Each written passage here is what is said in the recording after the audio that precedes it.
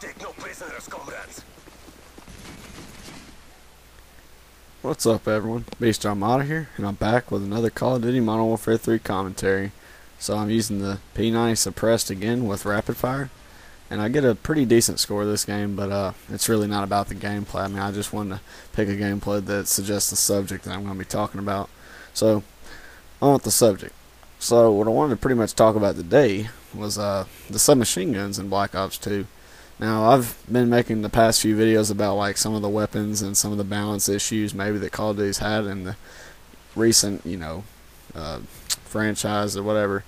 So, I wanted to know about the submachine guns. How well or how balanced are they going to be in Black Ops 2? Let's pretty much go over some of the submachine guns and how they've been in previous Call of Duty. So, as I've mentioned before, I haven't really played much of Call of Duty Online up to Call of Duty 4, so I'll start with it. So in Call of Duty 4, the submachine guns, I would have to say, obviously the best one was the MP5. That thing just was amazing. It was probably overpowered. I mean, I'd have to kind of say it's a little bit overpowered. I mean, it was really good. And the P90 was really good too. It had a good rate of fire. Obviously, the still the same clip size, which is 50.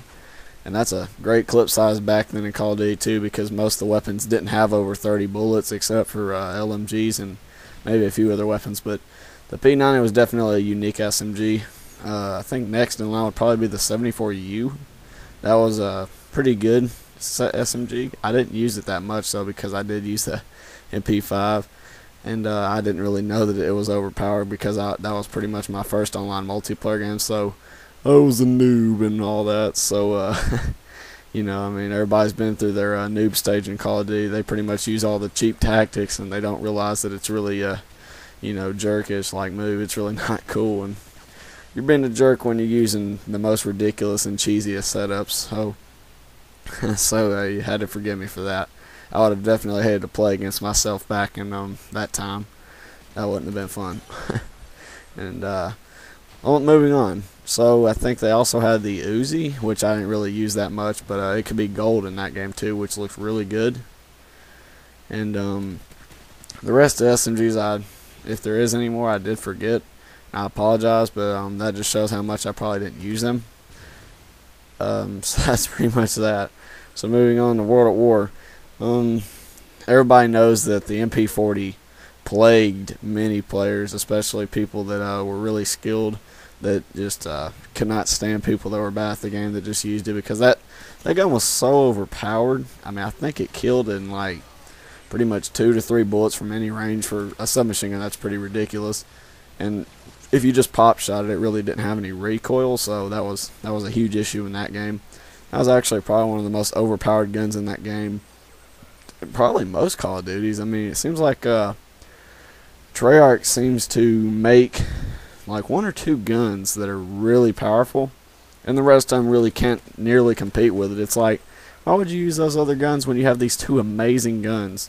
And usually they are an assault rifle and a submachine gun. But moving on, the next best submachine gun, at least for me, it was the Type 100. I really used it a lot. The hip fire on it was amazing. I use the hip fire to get enemies because I am a rusher, and it's just a lot faster to hip fire first and lead into your shot by aiming in, or just hip firing or whatever, and that just makes it a lot easier to rush when you don't have to aim in necessarily to get your kill. And then the next on that list would be the Thompson. That was a great submachine gun, but it did have a small clip, I think, of 20 bullets. So the round run was pretty much a necessity because the gun did have a pretty decent rate of fire, and it did go through ammo fairly quick. So I did actually use that gun quite a bit too. I would just use round drum generally with it. I didn't really use any other attachments. I didn't like the black dot or whatever you want to call it. I forgot what it was called. I believe it was maybe an aperture sight is what they called it. But I didn't really use that much. I didn't find much use out of it. And neither did I find the suppressor useful either.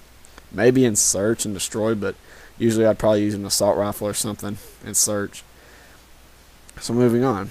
I guess the next submachine gun maybe be the PPSH. That thing was similar to Call of Duty's P90, where it's got a giant clip, and it had a pretty good rate of fire. It did. It was pretty high, and it had a lot of low recoil too. It didn't really have that much, so it was a pretty good gun. But as far as I remember, The hipfire wasn't the best, but it was still pretty good, and you know it did live up to the SMG name. And I will have to say I do give Treyarch props for making the SMG variety pretty good for the most part, in some of their games at least. In World of War, you know, you could pretty much use any SMG and it would compete, except for the MP40. That thing just pretty much blew anything out of the water. Moving on to the next Call of Duty in line, Modern Warfare 2. Their SMGs, for me, there was pretty much one that really stood out, and most of you know this, but it was the UMP-45. And this gun was a monster of a weapon. I think that thing with stopping power, pretty much, and even without stopping power, I think it killed like 2 bullets and at the most 3. I think that's ridiculous.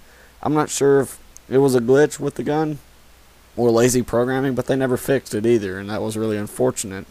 And I mean, you know, that's just, that gun ruled that game. But it wasn't nearly as bad as probably the World at War's MP40, but it was still really bad. There's a lot of similar characteristics, like damage-wise and stuff.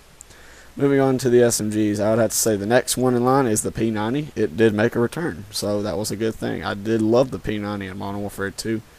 I didn't like it akimboed much, and that was actually the first gun that introduced akimboing, which was really cool.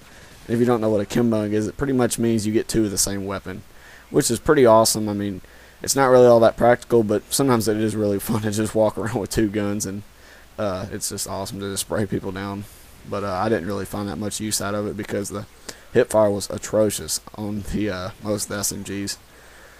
And next one in line, I did use the Vector quite a bit. It was a very fun SMG to use in Modern Warfare 2.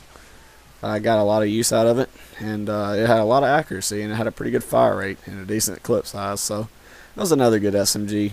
And they dumbed down the MP5 from Call of Duty 4. They called it the MP5K, so it is a different variant of the MP5.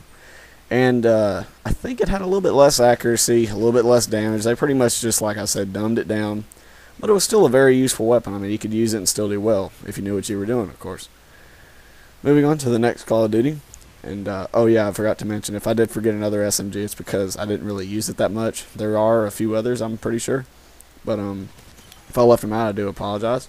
But again, moving on. In Black Ops, they put so many SMGs in this game, it's not even funny. They probably put about 10 or 11, probably even more than that.